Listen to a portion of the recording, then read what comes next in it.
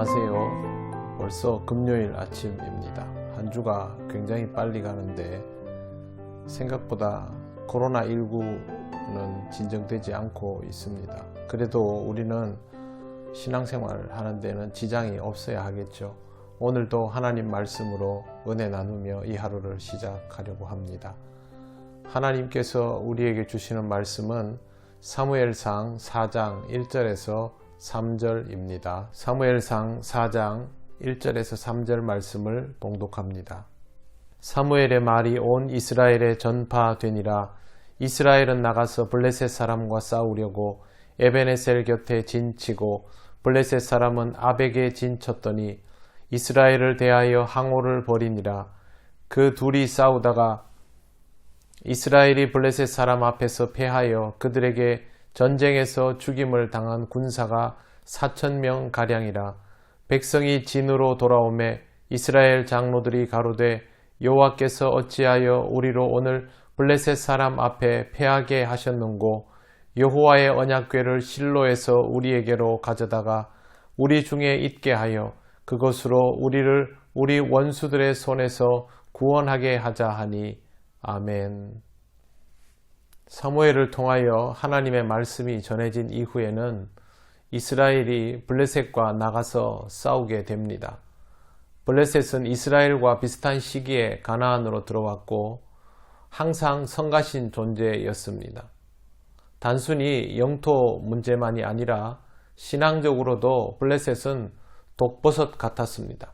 이스라엘 옆에 늘 도사리고 있으면서 이스라엘을 영적으로 병들게 하는 사람들이었습니다. 결국에는 제거해야 될 대상이 바로 블레셋이었지만 지금까지의 이스라엘에게 블레셋은 벅찬 상대였습니다. 분명히 열세인데도 불구하고 이스라엘은 왜 나가서 싸우게 된 것일까요? 지금부터 성경을 통하여 이유를 알아보려고 합니다. 먼저 이스라엘은 에벤에셀에 그리고 블레셋은 아벡에 진을 칩니다. 아벡은 힘 또는 견고함이라는 뜻을 가지고 있습니다. 에벤에셀은 여러분이 잘 아시는 것처럼 하나님이 여기까지 우리를 도우셨다입니다. 그렇다면 이 전쟁은 블레셋의 견고함과 하나님의 도우심이 마주친 것입니다. 이처럼 구약시대 이방인과의 전쟁은 우리가 알고 있는 일반적인 전쟁과는 성격이 다릅니다. 집단과 집단의 싸움, 단순한 영토 분쟁이 아니라 신들의 전쟁이라고 불립니다. 이방인들의 관점에서는 강한 신과 약한 신의 전쟁입니다. 이기는 쪽의 신은 강한 신이고 지는 쪽의 신은 약한 신이 되는 것입니다. 이스라엘의 입장에서는 그런 전쟁이 아닙니다. 진짜 신과 가짜 신의 전쟁입니다. 하나님만 진짜 신이고 나머지는 가짜이기 때문에 이 전쟁은 이스라엘의 입장에서는 질 수 없는 것이었습니다. 반드시 승리해야만 하는 전쟁이죠. 하나님은 당연히 승리하십니다. 그런데 이스라엘은 이상하게도 전쟁에서 많이 집니다. 하나님만 진짜 신이고 하나님은 당연히 승리하신다면 이스라엘이 전쟁에서 질 이유는 없어야 하는데도 전쟁에서 집니다. 그 이유는 전적으로 하나님 때문이 아니라 이스라엘의 신앙 때문입니다. 이번 전투에도 이스라엘은 패하고 말았습니다. 무려 4천의 군사를 잃었습니다. 2절 이스라엘을 대하여 항오를 벌이니라. 그 둘이 싸우다가 이스라엘이 블레셋 사람 앞에서 패하여 그들에게 전쟁에서 죽임을 당한 군사가 4,000명 가량이라. 역사적으로 보면 이스라엘보다 블레셋이 항상 우위였습니다. 철기 문명을 가지고 있었고 더 체계화된 군대 조직이 있던 민족이었기 때문입니다. 실제로 블레셋과의 전투에서 이스라엘은 이길 때보다 질 때가 훨씬 더 많았습니다. 객관적으로는 열세라는 뜻이죠. 하지만 영적 전투는 이런 객관적인 수치로 진행되는 것이 아닙니다. 하나님이 함께 하시면 승리하고 함께 하시지 않으면 패배하는 것이 영적 전투의 원리이기 때문입니다.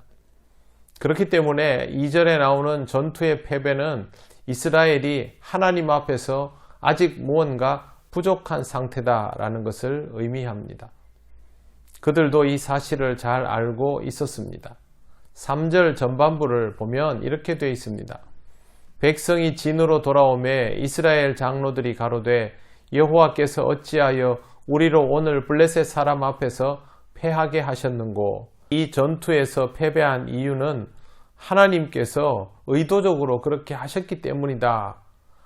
이스라엘의 장로들은 그렇게 생각하고 있는 것입니다. 전쟁의 주권이 하나님께 있다는 말씀, 이스라엘 사람들에게는 익숙한 표현이었습니다. 우리는 과연 이렇게 받아들이며 살아가고 있을까요? 우리가 이 세상에서 경험하는 모든 대결들은 알고 보면 영적 전투입니다. 그렇다고 해서 우리와 대결하는 사람들이 모두 우리의 적대자라는 말은 아닙니다. 이스라엘의 진짜 적은 블레셋이 아니라 그들 안에 있는 불신앙이었던 것처럼 우리의 영적 전투도 우리와 대결하는 사람들이 적이 아닙니다. 문제는 우리가 이 전투를 영적으로 이해하고 있느냐 하는 것입니다. 안타깝게도 많은 사람들이 그렇게 이해하지 않습니다. 그러니 블레셋 같은 적을 만나면 시작도 하기 전에 진다고 생각하고 주눅이 들어버리는 것입니다. 세상적으로는 당연히 열세입니다. 하지만 하나님은 다윗을 들어 골리앗을 치시는 분입니다. 세상이 아무리 강하고 견고하더라도 하나님이 원하시면 승리는 믿는 자의 것이 됩니다. 우리가 아무리 강하고 견고하더라도 하나님이 원하시지 않으면 승리는 적의 것이 됩니다. 중요한 것은 우리가 얼마나 하나님이 원하시는 사람다운가 하는 것입니다. 이스라엘도 늘 그랬습니다. 그들이 얼마나 하나님께 합당한가, 그것이 핵심이었습니다. 전투에서 졌다면, 무언가 실패했다면, 한계에 부딪혔다면 가장 먼저 하나님을 생각할 수 있어야 합니다. 적어도 이것이 출발이어야 합니다. 너무도 상태가 좋지 않던 이스라엘이었지만 장로들은 이것을 먼저 생각할 줄 알았습니다. 우리도 이렇게 생각할 줄 알아야 합니다. 지금 우리가 경험하는 모든 일들의 원인을 세상의 여러 방면에서 찾을 수 있고 그것들이 타당하지만 우리는 믿는 자이므로 하나님을 통해서 원인을 찾을 수 있어야 합니다. 이 상황을 통하여 하나님께서 우리에게 말씀하시는 것이 있기 때문이고 우리가 여기에서 감당해야 할 영적 전투가 있기 때문입니다. 지금 우리의 적은 세상의 어떤 힘이나 코로나 바이러스나 신천지가 아닙니다. 정말 우리에게 있어서 무서운 적은 우리 안에 도사리고 있는 불신앙의 마음들입니다.